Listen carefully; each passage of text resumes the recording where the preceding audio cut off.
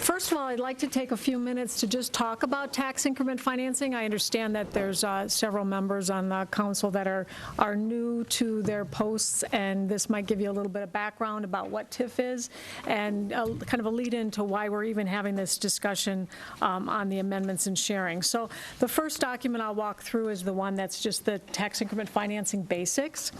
So if you'll bear with me for a few minutes while I kind of walk through this. I want to talk a little bit about what tax increment financing is and why it's been a tool here in the state of Wisconsin. It has been for years, and it still is the only true economic development tool that we have in the state of Wisconsin to finance and promote economic development, increase in property value, new jobs, several other opportunities to create business and enhance businesses in your community. And what it does is it allows cities to capture the property tax revenue growth in a defined area and use that revenue from the taxes to pay for improvements that will benefit the area. So TIF, we talk about TIF when we talk about TID. TIF is tax increment financing. It's the tool. TID is the tax increment district, and it's the area that we're talking about when we talk about a TID district. It's where that tool is used. So in Wisconsin, TIF has been in law and been in place since 1976. Now it's been used in other parts of the country even longer ago than that, but it's still that tool that's available to local governments. So its intent is to promote economic development, address areas where there's lack of incentives and infrastructure resources and financial resources to bring businesses to your community, promote cooperation between public and private sectors, and it was really created back in the 70s to counteract the downturn in the economy. Now, the other thing that it does is at one time, if you as the city of Stevens Point were trying to bring a business into your community, the cost to do that was borne by the city and by the taxpayer. What TIF does is it spreads that cost of economic development to all the taxing entities that are benefiting from it.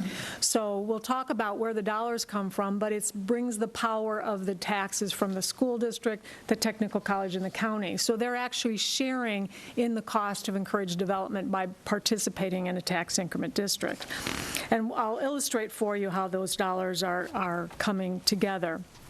So to understand how TIF has been utilized in the state, if you'll turn to, I guess you can't really see the slide number because it's under the 60 on the far left side, but slide 4, the utilization. Since 1976 in Wisconsin, there have been 1,870 tax increment districts that have been created. 732 of those have been dissolved, and they're usually dissolved because they've reached their statutory limits or they've covered their obligations. Currently, there's about 1,143 districts that are in existence presently within the state, and 413 out of 593 villages and cities have actually utilized TIF within their communities. So it's a highly used tool for economic development throughout the state. Now, if you turn to the next page, there's a chart here that kind of gives you that visual of how TIF works. If you look to the left here, I'm going to start you out. We'll start to the right-hand side here. We identify an area within your community that we want to utilize TIF, or we want to promote development, or we want to make some enhancements to encourage development. So you identify an area and you define a boundary. In this example, let's say that our lots number 1 through 6 are our TID boundaries. So you create this tax increment district around those parcels, and you bring those parcels in and you define an area. At the time you create it, you look at what's the value of all the property within that district at the time you created it. We refer to that as the base value. So if you look to the chart to the left, you'll see there's a blue bar there called the base value. So in this example, all that property value at the time it was created was worth $500,000. That base is frozen, and then any improvements that go in place and generate new value, that green area is increment. And that increment is the improvements that take place after that base was created. And those improvements generally are a result of some output of dollars into the area. For example, maybe you need street improvements, maybe you need utilities, so you incur those costs, but development can't happen without those utilities put in place. So to see how the dollars work, if you look at the two boxes on the bottom, the base value, the distribution of the taxes, it's the same taxes dollars per thousand that are collected for any other property within your community. So in our illustration, we're saying there's $20 per thousand of property tax rate collected. That $20 is distributed to the community, the local, this is the city in this case, the county, the school, and the technical college. They distribute that. So that base value still continues to be distributed. That same $20 goes to those taxing entities, much like any other property within the community. Once the TIF is created, though, all $20 come of the increment value. So in our example here, we have $500,000 base value.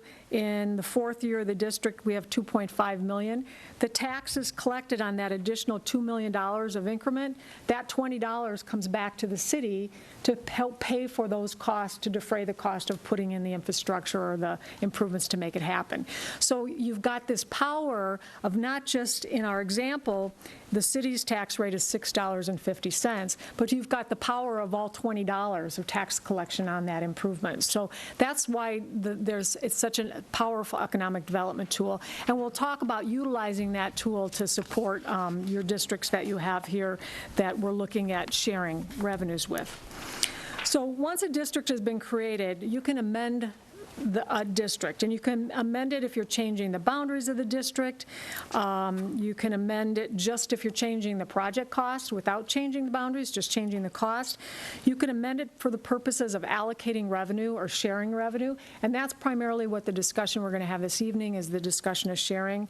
You also can amend to distress a district. That's a new provision in the law, and it came about with the most recent economic downturn. We had a lot of districts that had started that were successful, and something changed in terms of the business. Either we had one example of a business went bankrupt, so all of a sudden the TIF had these obligations and no ability to pay, so it allows you to extend the life. So that is an alternative that's out there as well, something that we've evaluated but would be less likely beneficial to the city of Stevens Point in these projects.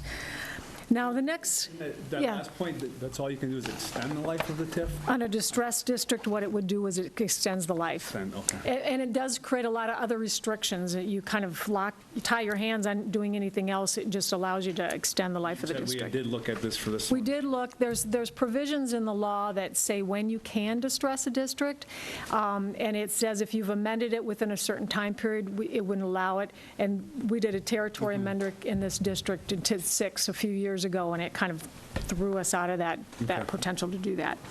Now, on page 7 of this schedule, this just gives you an illustration that the types of, the creation and types of amendments, just to show you that this kind of a turquoise towards the bottom of allocation, that there probably have been anywhere between 10 and when the distressed TID law came into place in 2011, there were probably about 40 sharing amendments that were adopted. So it's not uncommon to see that this has been done throughout the state. So when we talk about this, I want you to understand that there are other communities that have done this, and they've done it primarily for redevelopment downtown enhanced districts.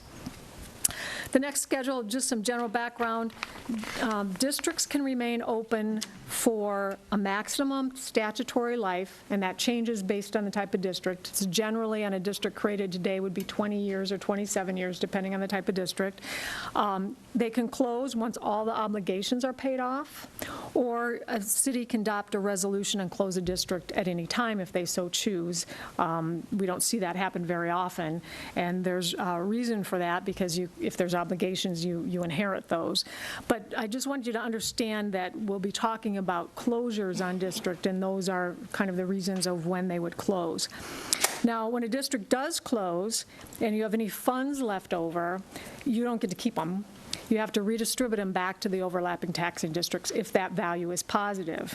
Now, On the other side of that, if the value is negative, then no one else shares in that. You absorb that and you take on that responsibility or that liability. So that's why we don't see districts being closed just to close them, because communities don't want to take on what's left over. They'll either let it run its life or they'll close it when all those obligations are paid for. The next schedule, just to kind of give you the types of things, and we're talking about a district that's struggling right now financially. We've seen a lot of these throughout the state in the last few years. I was talking to your economic development director, and there are districts out there that have a negative increment, that they're in the hole, so any development have to build them out of the hole before they're collecting taxes, because if your value is zero, you don't collect taxes. So there's really no easy solution to a struggling TIF, but there's some things that can be done, and each have a different type of cost to it. You can use fund balance to help defray cost of a district, but you're taking on that as your cost. You can increase your levy to pay for cost, or you can increase user fees to pay for or you use user fees to support it if it's water or utility projects, but again, those are more centralized costs. You may have the ability to do some restructuring of debt. However, that's kind of kicking the can down the road a little bit, hoping development comes, and it would cost you perhaps more in interest expense. Maximum life extensions. Some districts have an automatic 3-year extension. You would be able to do that with your downtown, extend it for an additional 3 to help recover some additional revenues. But in the meantime, you still may incur some costs associated with that. As we mentioned, the distressed TID declaration, which in your TID 6 doesn't appear to be one that could be done. And one we're going to talk about this evening is increment sharing, or a donation of revenue from another district. There's times where you could look at amending territory, bringing in more area if all of a sudden you thought that additional area was going to generate some value that could help support it. Or if you have developers agreements in place, and you can push to enforce those if there's potential to generate revenue from them. So that kind of brings us to this sharing or donation district. It's an allowable practice under Wisconsin TIF statute. What it does is any district you have that's generating excess revenue, that's more money than it needs to pay for its own obligation, you can take that revenue and share it with another district that maybe is not in positive financial situation. Now, under the current state statute, you can only share revenues to certain types of districts, or those recipient districts have to either be a blighted district, a district in need of rehabilitation or conservation, or one that has been declared distressed. Now, your district number 6 meets that classification because it's a rehabilitation district, so it is an eligible recipient district under the state statute. It does require, in order to take a district and share, a plan amendment, and that plan amendment would have to get approval from your overlapping taxing districts, so the other taxing authorities would have to approve it by a majority vote for it to be an approved plan amendment. And we'll talk through that if that's the direction the city chooses to move forward. But basically, a plan amendment is the same process as if you were creating it. You would have a project plan amendment that is technically prepared by the Plan Commission. You would convene the Joint Review Board, and that's those overlapping taxing districts, the county, the technical college, the school district. The city would have a representative, and there would be a citizen representative that would be agreed to by the other members.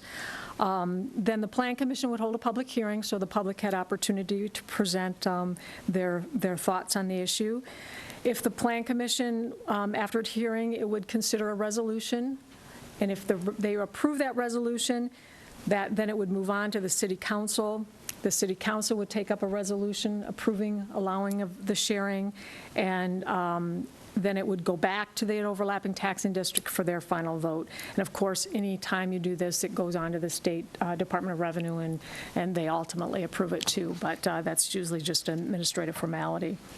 So because of an amendment, the process can go rather quickly. You can actually, if you choose, hold the Joint Review Board, the public hearing, the Plan Commission, and the Common Council can all meet on the same night if you would want to do that. You have notifications that go in the paper, but can all happen at the same time.